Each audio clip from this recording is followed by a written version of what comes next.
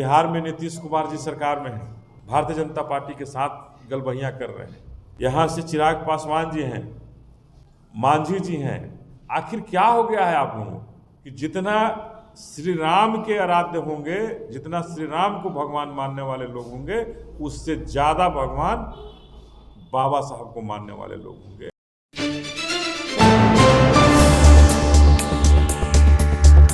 सदन में केंद्रीय मंत्री अमित शाह के बयान के बाद से जो है पूरा मामला विपक्ष जो है मुद्दे पकड़ ली है और लगातार जो है अमित शाह से इस्तीफे की मांग कर रही है। यहाँ तक जो है लगातार विपक्ष कह रही है कि पीएम नरेंद्र मोदी जो है उनको कैबिनेट से बाहर कर दे। हमारे साथ बिहार बहुजन समाजवादी के प्रभारी अनिल कुमार जी है। सर, जिस प्रकार से सदन में बाबा साहब को लेकर बयान दिया जाता है और अमित शाह का एक बयान आता है कि सिर्फ 19 सेकेंड के वीडियो को क्लिप को जो है विपक्ष जो है मुद्दा बना रही है, कैसे देखते हैं? देखिए, 19 सेकेंड में ही तो आपने सब कुछ कह दिया है।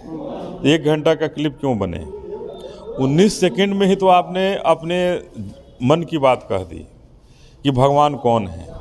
आपके भगवान वो हो सकते हैं जिन्हें किसी ने देखा नहीं है, अंधविश्वास में हो सकते हैं। स्वर्ग की बात तो वही करते हैं, मनु स्मृति की बात आप कर रहे हैं। लेकिन इसी धरती पर जिसने हमें स्वर्ग का रास्ता दिखाया हो, जिसे हम सबों ने देखा हो, जिसे भारत की 125 करोड़ जनता ने देखा हो, 125 करोड़ जनता ने जिनके बारे में जाना हो, समझा हो, उस 125 करोड़ लोगों को अगर स्वर्ग दिखाने की क्षमता उस व्यक्ति में रही तो क्या वो किसी भगवान से कम है? हमारे आराध्य हैं, हमारे आदर्श हैं, हमारे आइडियोलॉजिस्ट हैं। तो हम वैसे लोगों के खिलाफ अगर कोई टीका टिप्पणी करता है, कोई कुछ बात कहता है, तो निश्चित रूप से ये दुर्भाग्यपूर्ण है, भारत के लिए काला धब्बा है। और भारत के इतिहास में इस काला धब्बा को हटाने के लिए बहुजन समाज पार्टी आगे बढ़ी है और अमित शाह जी से स्पष्ट रूप से कहना चाहती है कि आप इस बयान को वापस लें, माफ़ी मांगें और बाबा साहब के बारे में ओछी टिप्पणी करने से पहले 100 बार सोचने की जरूरत है। जिस प्रकार से एनडीए कह रही है कि हमने बाबा साहब का अपमान नहीं किया है, लेकिन एनडीए के 2 घटक दल के प्रमुख नेता हैं, दोनों केंद्र में मंत्री है, चिराग पासवान हो चाहे फिर मांझी जी हो, उनका बयान अब तक कुछ नहीं आया इस पर। देखिए, ये कुर्सी के लिए चिपक गए हैं। जिस आराध्य के बदौलत, जिस बाबा साहब की बदौलत आपको कुर्सी मिली हो और उनके खिलाफ कोई आपके पार्टी का नेता टिप्पणी कर रहा हो, आपके गठबंधन का नेता कोई टिप्पणी कर रहा हो और आपको बोलने की क्षमता नहीं हो, तो ऐसे नेता को तो मैं ही कहना चाहता हूँ कि राजनीतिक रूप से चुल्लू भर पानी में डूब मरने वाली स्थिति है कि आप अपनी कुर्सी के लिए क्या क्या बेचोगे, क्या क्या करोगे अपनी कुर्सी के लिए। उस व्यक्ति की गरिमा को आप बेचने का काम कर रहे हैं, जिस व्यक्ति की बदौलत आप यहाँ तक पहुँच पाए हैं। ये कभी नहीं होना चाहिए था, दुर्भाग्यपूर्ण है। और ऐसे लोगों को मैं सलाह देना चाहता हूं बहुजन समाज पार्टी की तरफ से कि आप निश्चित रूप से तुरंत इस्तीफा दें और इस्तीफा दे करके इस तरह के नेता को, जो अमित शाह जी ने जो बयान दिया है, इनको इस तरह के बयान को वापस लेने के लिए और माफ़ी मांगने के लिए विवश करें। पूरे प्रकरण के बाद जो है बहुजन समाज पार्टी आखिर बिहार के प्रभारी है, बिहार में क्या कर रही है?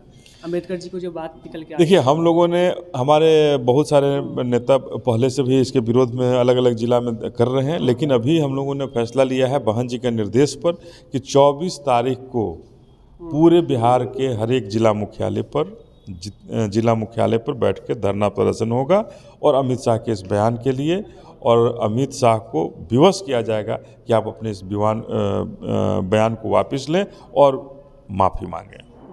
अपने बहुजन समाज की अस्मिता की लड़ाई लड़ करके बाबा साहब ने आज़ाद किया, उस शूद्रों के जीवन से हमें आज़ाद किया और भारत के मुख्य धारा में हमें ला खड़ा किया।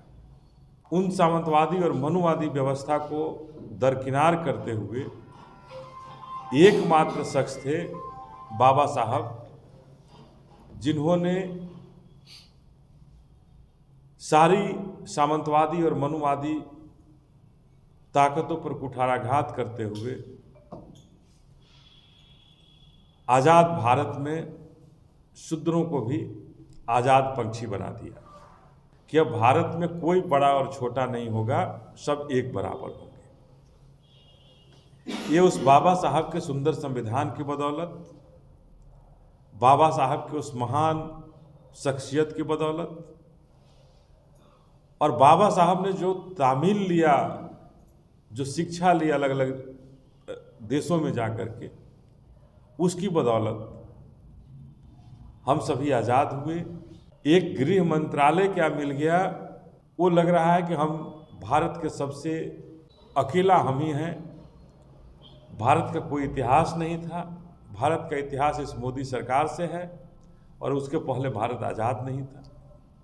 कि जिस तरह से हमारे भगवान की, हमारे आराध्य की, हमारे आइडियोलॉजी की के साथ इस मोदी सरकार में, इस लोकसभा में जिस तरह का व्यवहार किया गया, जिस तरह का वार्ता हमारे आइडियोलॉजी, हमारे आराध्य के साथ कहा गया,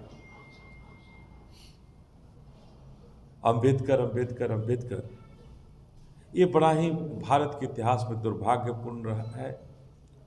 और उससे भी बड़ा दुर्भाग्यपूर्ण है भारतीय जनता पार्टी का आज तक उस पर माफ़ी नहीं मांगा। कि जितना श्री राम के आराध्य होंगे, जितना श्री राम को भगवान मानने वाले लोग होंगे, उससे ज़्यादा भगवान बाबा साहब को मानने वाले लोग होंगे। और कहीं ना कहीं यही कारण है कि इस तरह की ओछी टिप्पणी करके हमारे बाबा साहब को और बाबा साहब के अनुयायियों को अपमानित करने का काम ये भारतीय जनता पार्टी की सरकार और भारतीय जनता पार्टी की सरकार में बैठे लोग कर रहे हैं। हम बहुजन समाज पार्टी की तरफ से स्पष्ट रूप से कहना चाहते हैं कि बिहार में नीतीश कुमार जी सरकार में हैं, भारतीय जनता पार्टी के साथ गलबहियाँ कर रहे हैं। यहाँ से चिराग पासवान जी हैं, मांझी जी हैं।